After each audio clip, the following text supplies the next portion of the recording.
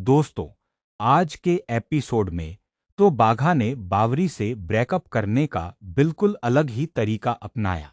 लेकिन शुरुआत से ही लग रहा था कि यह प्लान ज्यादा देर चलने वाला नहीं है। सबसे पहले अगर आपने ध्यान दिया हो तो नट्टू काका भी एक अलग ही अंदाज में दिखाई दिए, जैसे किसी आचार्य का किरदार निभा रहे हों। लेकिन सबसे ज्यादा हैरान करने वाली बात यह थी कि इस एपिसोड में बावरी हमेशा के मुकाबले काफी ज्यादा स्मार्ट नजर आई। आम तौर पर तो बावरी से कोई न कोई मजेदार गलती जरूर हो जाती है, लेकिन इस बार उसने एक भी मिस्टेक नहीं की। उसकी हर बात काफी समझदारी वाली लगी।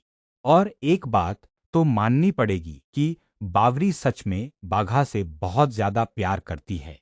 इसलिए वह बाघा की हर बात को गंभीरता से लेती है और उसे खुश रखने की पूरी कोशिश करती है।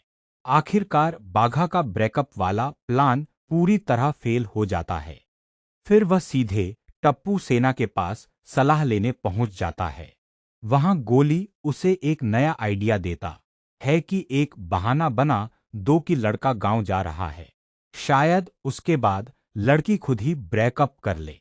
लेकिन यहाँ एक दिलचस्प बात यह भी है कि बाघा ने टप्पू सेना को यह नहीं बताया कि वह बावरी से ब्रेकअप करना चाहता है।